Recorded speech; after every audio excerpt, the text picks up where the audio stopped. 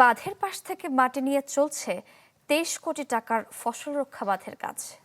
বন্যা বা ভারী বৃষ্টিতে সেই বাঁধ কতটুকু টিকে থাকবে তাই নিয়ে প্রশ্ন তুলেছেন স্থানীয় কৃষকরা।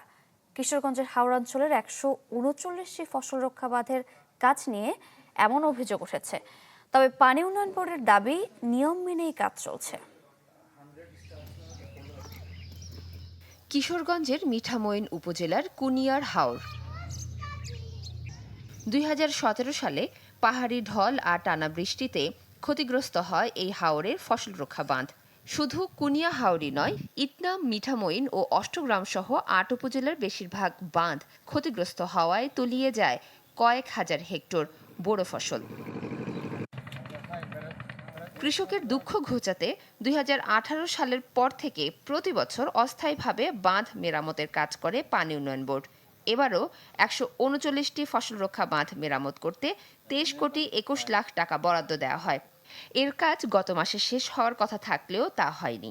শুধু তাই নয়, স্থানীয় কৃষকদের অভিযোগ, বাঁধের পাশ থেকেই মাটি নিয়ে মেরামত করা হচ্ছে।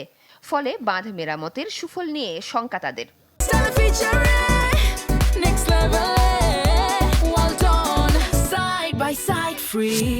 এই যে এদিক দাও কাছের থেকে মাটি করছে, এই যে জমিটা কাটটা নিছে, এটা কি সরকারে বইলা দিছে যে জমিটা এখান থেকে মাটি কাটটা রাস্তাটা বন্ধ?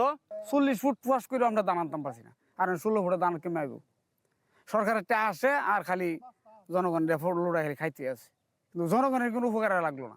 মানে বাটা তো শক্ত করে বানলে মানে আমরা এই যে ৭০০ একর জমির কৃষকরা বাঁচি, আবার এই ৩ থানার কৃষকরা বাঁচে। বাঁধের কাজে অনিয়মের প্রমাণ পেলে ব্যবস্থা নেয়ার হুঁশিয়ারি দিয়েছে পানি উন্নয়ন বোর্ড।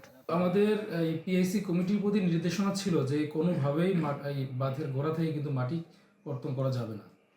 যে সকল পিআইসির ক্ষেত্রে এই নিয়মটি যারা মানতে পারেনি তাদের ক্ষেত্রে আমরা ইতিমধ্যেই নির্দেশ প্রদান করেছি সংশ্লিষ্ট উপজেলা নির্বাহী কর্মকর্তা এবং আমাদের যে পানি উন্নয়ন শাখা কর্মকর্তা রয়েছে তাদের বিরুদ্ধে অনতিবিলম্বে দ্রুত ব্যবস্থা গ্রহণ করার জন্য। এবারের মৌসুমে জেলায় ১.৫ লাখ হেক্টরের বেশি জমিতে বোরো ধান আবাদ করা হয়েছে। Desk report, channel 24।